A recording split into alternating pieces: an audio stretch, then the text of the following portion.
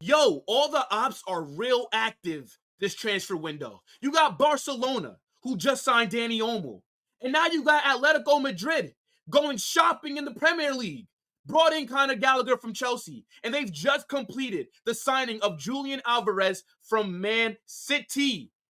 Yo, La Liga is going to be real interesting next season. I just find it funny how everybody says that nobody can compete against Real Madrid when those two teams have spent bread this summer. But yo, let's talk about it. Julian Alvarez is on his way to Atletico Madrid, and I actually think this is a great deal for them. And it was only like a week ago. I was laughing at them for getting rejected by Dovbyk. And then they responded by going out there. They brought in Alexander Sorolov from Villarreal, and now they're bringing in Julian Alvarez. I knew Atletico were going to have to be active in the striker market because, you know, Alvaro Morata had a low release clause. He ended up going to AC Milan, right? We don't even know what the hell is going on with Antoine Griezmann because I think reports are saying that he might head to America. So they had to sign strikers, and now they've brought in two very good ones, right? Fuck Sorloth, by the way. This guy scored 4 goals against Real Madrid the last time we played Villarreal. And then Julian Alvarez was at Man City, right? They didn't want to sell him. He was a very important player for them, even though he came off the bench more times than not. But he's a good striker. Now, they're saying that it's a 75 million euro deal plus add-ons. And that's a lot of money, bro. And I rate Julian Alvarez. I actually think that he's City's best striker, right? He's a much better footballer than Erling Haaland. But he was never going to start over him.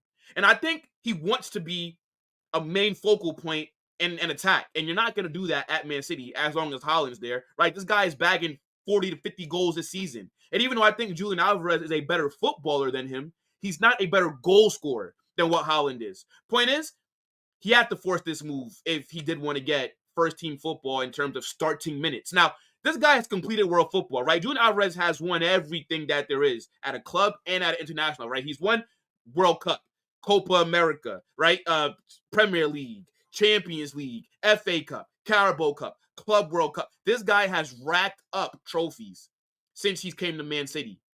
And I think, if we're being honest, he could have done whatever the hell he wanted. If he wanted to go to Saudi, it wouldn't have been an issue because he's already won everything. But with him going to Atletico Madrid, right, I think he's going to cook.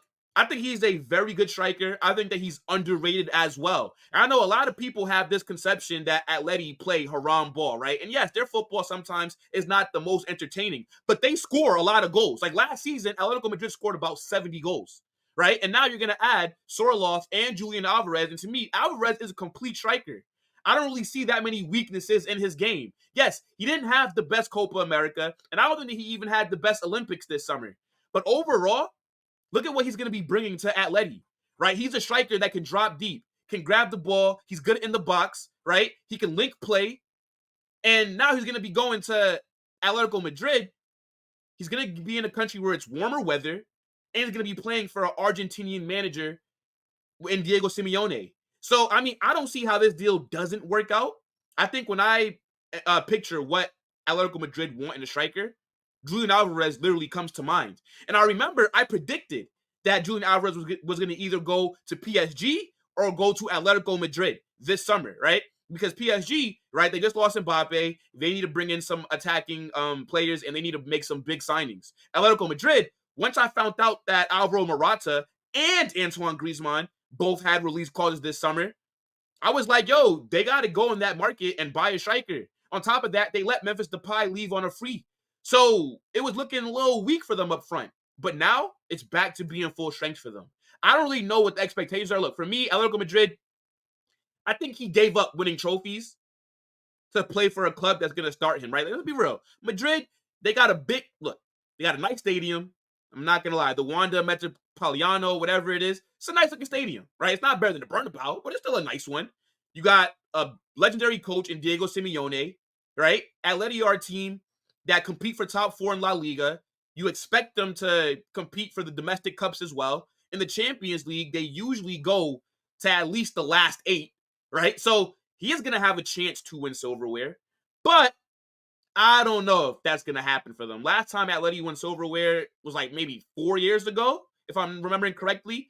And me personally, I hate them. I hate Atletico Madrid. They're very annoying, right? They're like a fly that just buzzes by your ear, and you try to swat them away, and then they just come back, and they're just still buzzing by your ear. Like every season, Atletico Madrid give Real Madrid problems in the Madrid derbies. I cannot stand these guys. I don't know what it is. But during the regular season, they always play us really well. They always give us very hard games. And I'm looking forward to the Madrid derbies next season because when you look at what Real Madrid are doing, right? They just got Mbappe on a free. You got Vinny. You got Rodrigo. You got Jude. You got Fede Valverde. You got Camavinga. You got Arda Güler, Endrick, Chouameni. All these big name players. The ops got to make some signings. They got to find a way to have a fighting chance because the squad that Florentino Perez has assembled is crazy. So I think the business that Barca and Atletico Madrid are doing so far this summer, it's been good. And I think you kind of do need this for the league to be more entertaining, for the league to be more competitive, right? La Liga, to me, is the best league in the world, right? I think the Premier League is the most entertaining, but in terms of quality of football, La Liga is the best technical ability, right? You guys see players and teams who are just playing each other off the park. So I like this deal. I'm gonna not be biased here and try to make it seem like it's not a good. No. It's a good signing, right? This is how you respond after getting rejected by Dovbik, who I thought would have been a fantastic deal as well. And I gave them props for almost getting that deal done until he rejected them. Then I had to troll. But Sorloth and Julian Alvarez, bro, telling you, Atleti are going to be a threat next season. And again, I think Man City, they sold well. They only paid about $14 million for him a few years ago, and now they've basically made like 5 or 6 times the money back. He's going to cook in Spain. I'm telling you. And unlike the Premier League and La Liga, you get a lot more time on the ball, right? It's not as fast, it's not as physical as what the Prem is.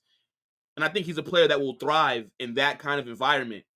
And if they're able to keep Antoine Griezmann and kind of play him behind Julian Alvarez and Sorloth, yeah, man, look, Atleti are going to be a team to look out for. I'm going to definitely be interested to see how they do next season. And again, I'm not going to be biased with it. I like Julian Alvarez. I thought he was super underrated. I thought that maybe another Prem team should have came in for him. But I figured that he didn't want to stay in England, right? I mean, if you're going to leave Man City, a team that's the best in the country, that you've won everything with, why would you go to one of their big 6 rivals who aren't going to win as many trophies as them? Makes no sense. So I understand him wanting to. On top of that, he's Argentinian, right? He's from South America. No South Americans are dreaming about playing in England, okay? They all want to play in Spain and those warmer countries, right? They don't want to be in England where the weather is bad, it's gloomy, rainy, you know what I'm saying? The food sucks. You got to eat beans and toast with, mash and peas for breakfast. No. You're not trying to do that, right? He's going to fit right in Spain, right? He speaks Spanish already, and warmer weather, it's better country to be in,